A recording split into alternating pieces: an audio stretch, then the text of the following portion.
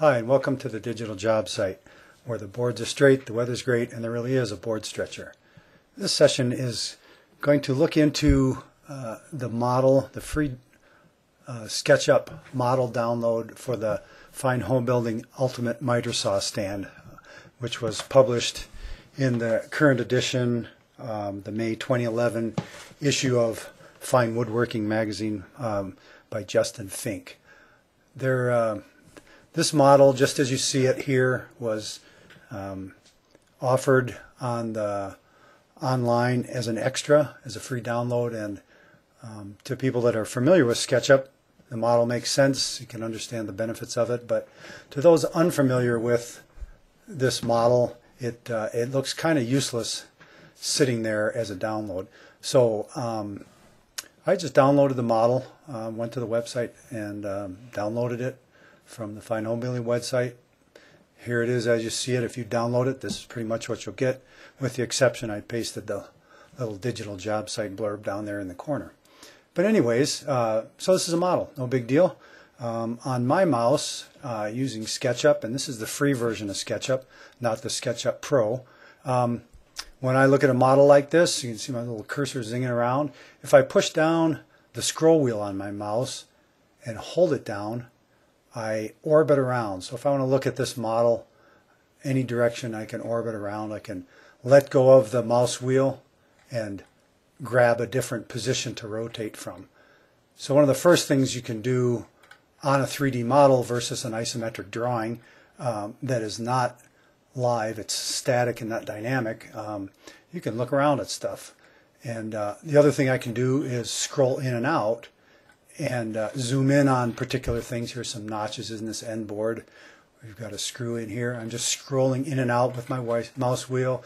Here I push the scroll wheel down and then it goes to orbit. If I just use the scroll wheel, it zooms in and out in a dizzying manner there. And then another thing, if I push the scroll wheel down like this, get in orbit mode, then I hold the shift key down, then I automatically go into panning. So by panning, scrolling, and pushing the mouse wheel, I can really get a look at this model from any angle. And you can't do this with any static 2D drawing. So that's a pretty cool, those are some pretty cool functions of SketchUp, and helps you see components better. Another thing I mentioned on one of the posts, or one of the comments of the post where you can download this model, is to use the X-ray tool to see how these components fit together. And the way I have SketchUp set up, I have a toolbar down here at the bottom, and you can see these different little cubes with different features to the framework. This one is X-ray mode, and you can see down here by the question mark, it's giving you a description. Display the model with transparent faces. This is back edges. Back edges dashed shows you what's the front and the back.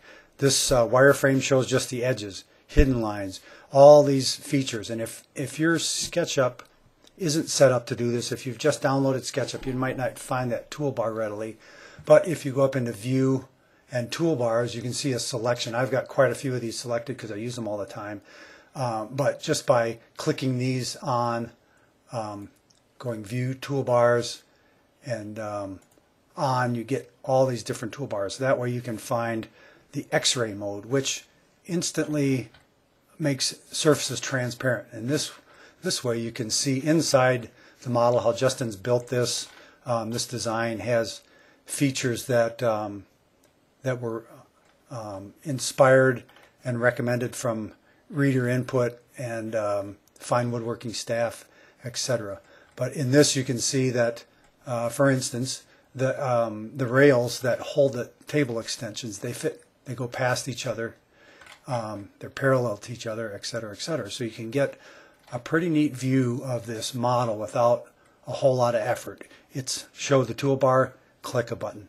And then, let's see, I'll go over one more thing. And the reason that this model isn't presented in a manner with exact dimensions and details all laid out as a cut sheet is because the dimensions, say, between these two fences between the tables, the dimension from the table base where the miter saw sits to this to the out feed tables or the extension tables. It's going to be different for every brand and every miter box, and even among brands, I mean even among models on a specific brand, the relationship of the feet of the miter box to the fence, that's going to be different for every miter saw, every model. And so that's what's frustrating about the model, because it isn't specific. This is specific. Justin got that fancy new Bosch miter box with the articulating arms. That's what this fits. But if you had a DeWalt, I've got a DeWalt that's not even a compound miter box, so I would have to redo any drawing like this to adapt it to my saw. If I got a new saw, it would take a new miter stand. And you can imagine how many different models it would take to try to even attempt to show one that would be accurate and fitting to any particular brand or model on the market. But I kind of got off track there. I was talking about the different face modes here, and here's another benefit of another one of those features. If we take this little number here, this is a 3, it's a dimension tool, and just for instance, if I wanted to know the height that Justin needed for his Bosch miter box from the table to the outfeed table, I would click a point here, and you can see the dimensions are just flying all over the place. But I want to know how high it is to this this level. So how far did it need to be for the Bosch miter box? So anyways, this is 3 3/4 inches in this particular case, but you'll also know it's kind of hard to read that dimension. So if I go down and choose this little gem of a feature, or this one, this is the one I'm after. Okay, everything turned white. I didn't change the surfaces, I didn't change the materials, I just turned everything white. Now when I look at the model, all the materials, everything looks the same. I can see dimensions if I want to see those. That's just another feature of these different boxes down here that show how you can display your model. It's all pretty cool stuff. And there's a slight difference between this mode where I'm hovering now and then this one next to it. The model doesn't change as you see it, but that's just because the material used here is a solid color. If you've used something like wood grain, let's grab a wood grain here and slap it on something.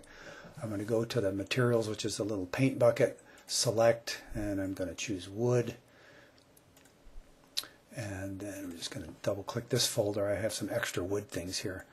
Oops. So if I go down and grab a wood grain, and then we paint something with the wood grain. I'm going to double click and get into one of these components, and you can see it's just a brown color. So if I use this feature or this presentation shaded with textures, it shows the wood grain. This just shows the basic color.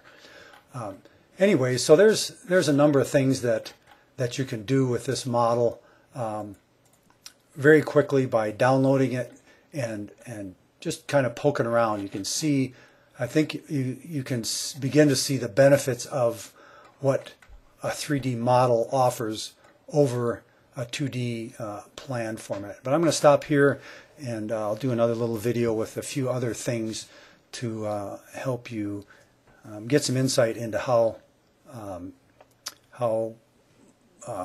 versatile SketchUp and a 3D model can be.